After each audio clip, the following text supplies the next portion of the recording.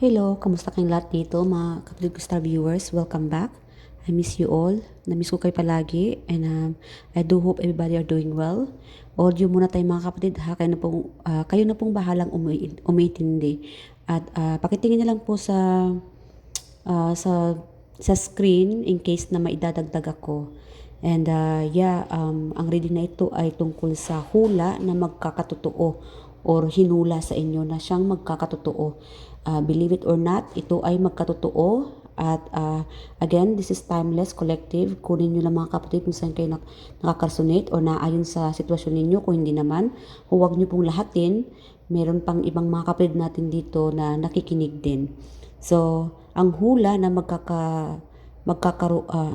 tawag nito, magkakatotoo ay makakaraos ka sa mga pinagdaanan mo or pinagdadaanan mo. Meron itong past, current, and then the future.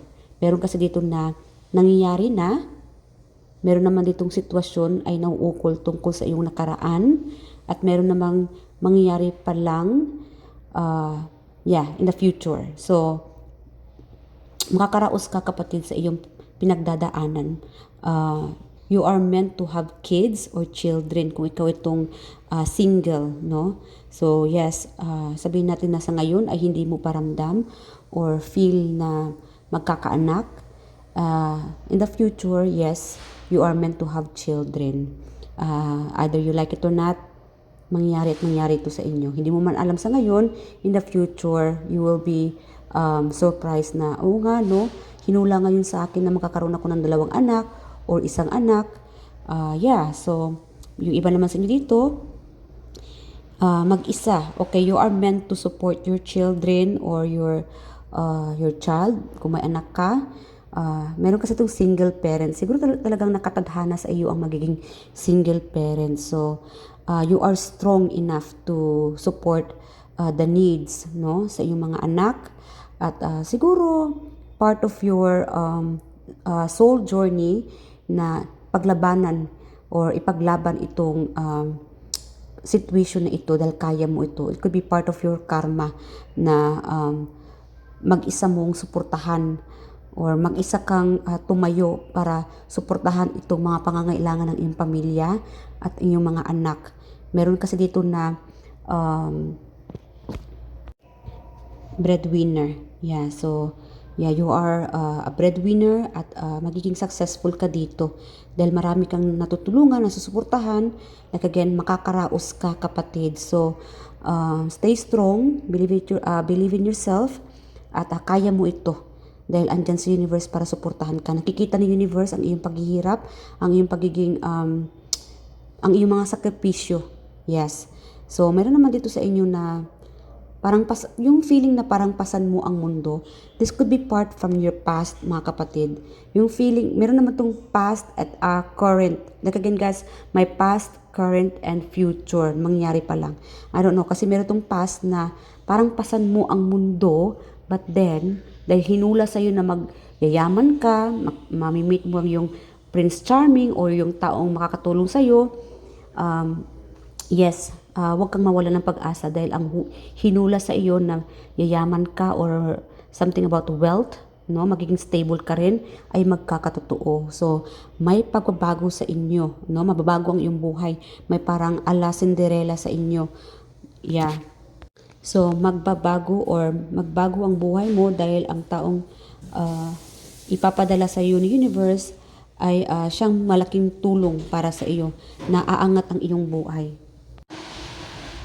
Pasensya na sa ingay guys ha. Nandito sa CR ang kapatid ninyo.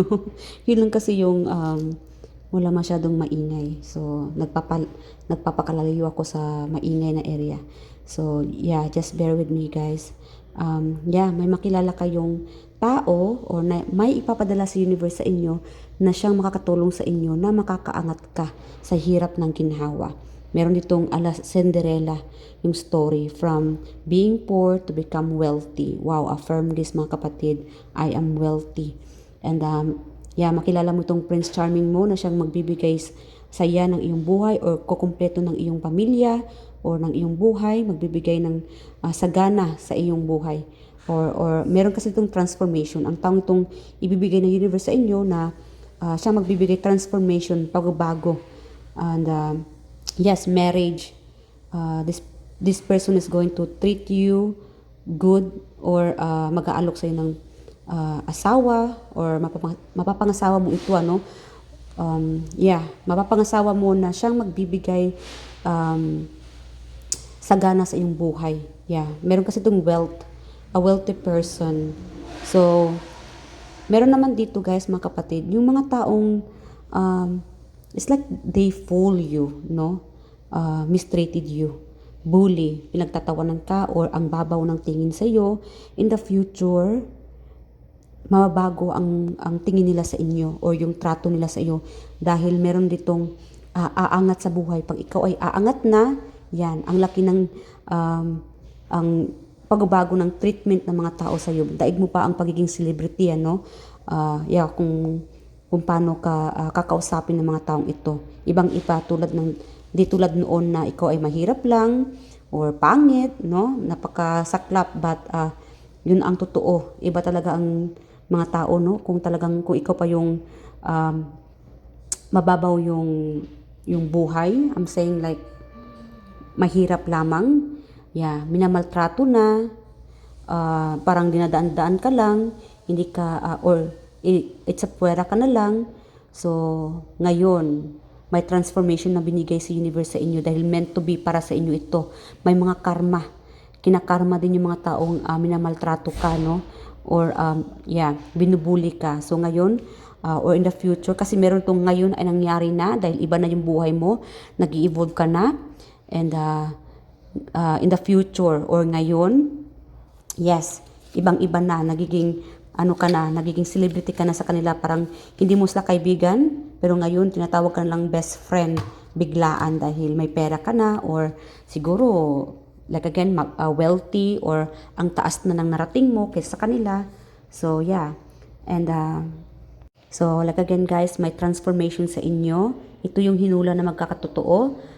Beauty transformation, stability, magiging stable ka, may pa-travel na lang, or mas maging malakas or matapang ka pa, or confident. Magbubuhos ang iyong confident, at meron itong siguro meant to be na maging celebrity. So pagka sabihin natin gumaganda ka, gumagwapo, nag-i-evolve, no, ang iyong anyo. Something of transformation sa iyong looks, confident, or magiging I don't know, like YouTuber siguro, or malaking kinikita mo, or kilalang kilala ka na, or boss energy. Maraming lalapit na sa iyo, or maraming mag-a-admire sa iyo. At ingat ka lang kapatid, dahil sa pag-angat mo, marami namang mang-iinggit, pag-uusapan ka. At may mangliligaw sa iyo dahil admirable ka, mas gumaganda ka, yung pagiging fashionista mo, or maganda ang katawan, makisig, like again, ibang-iba ang iyong transformation kaysa noon at ang ngayon. Kung noon ay minamaliit ka, minamaltrato dahil wala kang pera or pobre ka lang, guys, you are meant to be successful, wealthy, or aangat, no? So sa pagiging independent mo, palaban, or malaki ang sakripisyo mo, guys, you are being blessed. Still the same as who you are. Huwag mawala ng pag-asa. Sa mga umaangat na, alam mo kung anong ibig ko sabihin, dahil napagdaanan mo ito, yung minamaltrato ka, or iba ang treatment ng mga tao sa iyo, at ngayon ay mas lalong nagiging iba na, parang feeling close. So yes, this is meant for you. Siguro hinula na ito sa iyo, at ngayon ay nagkakatotoo na. And yes, confirm po ito mga kapatid. And yes, you are meant to be stable. So affirm nyo ito, I am meant to be stable. Yes, and you guys are truly multitasking. Full-time mom, at may trabaho pa, yes, or boss, or siguro, like again, you are truly independent. Meron dito kasi nagtatrabaho, / nag-aaral. Yes, I am so proud of you mga kapatid, at proud din sa universe sa inyo. Kaya you are being rewarded or given this reward by the universe, dahil deserve mo itong reward ng universe, ang pag-angat ng iyong buhay. So again, lalago ang iyong financial stability, physically mag-evolve ka, gaganda, gagwapo, si sexy, mas lalaka ang pag-boost ng iyong confidence. Ito ay magkakatotoo. Yes, maging sexy ka pa, gagwapo, maganda. Like again, from then and now, malaki ang transformation mo and you are meant to have this kind of life or looks or situation. At magkatotoong mag-a-abroad ka, no? Or makipagsapalaran. And you are being given help by the universe or your ancestors. And yes, your ancestors, family or loved ones na sumalangit na ay siyang tumutulong sa iyo para umangat ka or magbigay gabay para sa iyo. And you meant to teach the others. Yes, and yes, magiging guro ka, no? Marami kang nabibigyang aral ng mga tao or malaking aral ka sa mga tao sa paligid mo.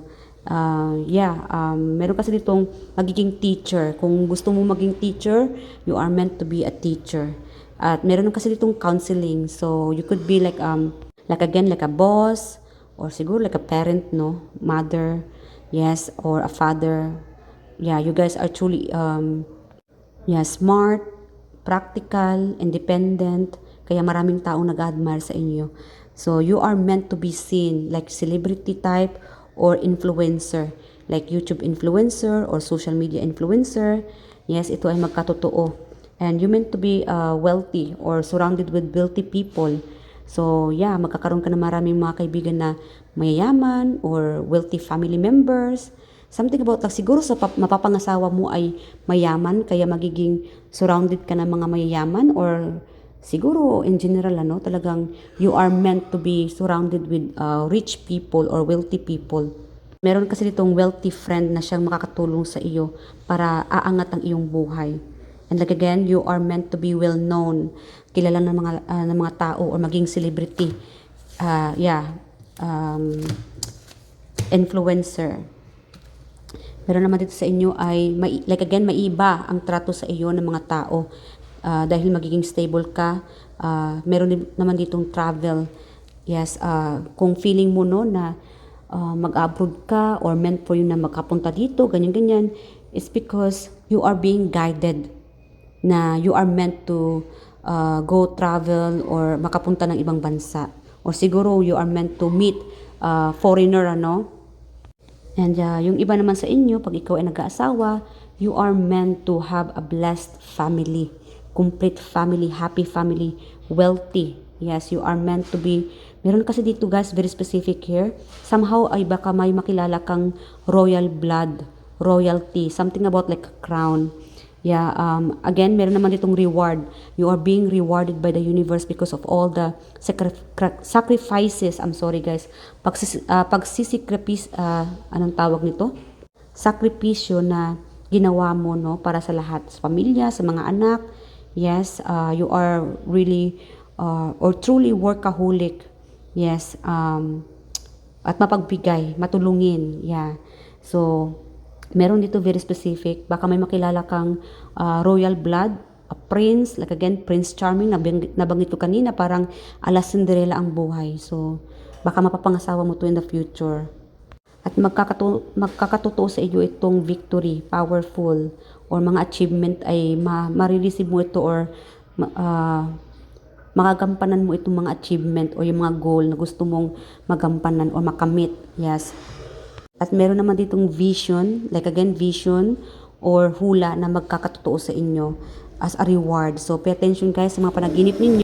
Uulitin ko lang mga kapatid dahil may vision, you're being crowned or rewarded by the universe. So, pay attention sa inyong mga panaginip. At siguro this is part of your, sa mga hula, na hinula sa inyo na magkakatotoo and confirm dahil ang hinula sa inyo ay is about success, victory, goal, successful. Yeah, magiging successful ka. Like again, just keep going, keep fighting your battle, and continue on supporting the others and your loved ones at sa inyong mga responsibility. Yeah, stay strong dahil kaya mo ito. And you are meant to change direction. Guys, kung feeling mo na parang something na kailangan mong maglipat, mag-travel, or idea, It could be about your ancestors giving you a direction, ano, something about like a direction na magbabago ang iyong buhay. I don't know, pay attention guys sa iyong visions or intuition. At yung iba sa inyo, wag mawalan ng pag-asa dahil makakahanap ka pa ng panibagong karelasyon. Dahil ang itong panibagong karelasyon na darating or mapapangasawa mo ay magbibigay sagana sa iyong buhay. So yes, keep fighting and pray. At bago mag-end ang ating reading guys, ang mensahe ng universe para sa inyo, may surprise na darating or paparating sa inyo. At yung iba dito ay hinihintay mo ito siguro. Alam mo ang ibig kong sabihin na hinihintay siguro a person na uuwi or a loved one or it could be reunite. May pagkikita dito, pagtatagpo. And minamanifest mo ito siguro, yung iba sa inyo. This could be again person, a lover. Meron naman itong stability, could be work or I don't know, something new or good news. Yeah, or a result na hinihintay mo. Ito ay matatanggap mo na soon. And yeah, meron naman itong spiritual transformation yung iba dito sa inyo, a message from the universe. So, pay attention sa mga senyales na ipinapakita ng universe through dreams or visions. At meron naman dito sa inyo makakatanggap ng opportunity. Whatever opportunity na hinihiling nyo or hinihintay mo galing kay universe. Yung iba sa inyo, pinipray mo itong minamanifest mo or hinihintay mo. Darating ito, good news, hintayin nyo lang, be patient. So hanggang dito na mga kapatid, I do hope nag-enjoy ka sa reading na ito. I love you guys and I'll see you guys next time.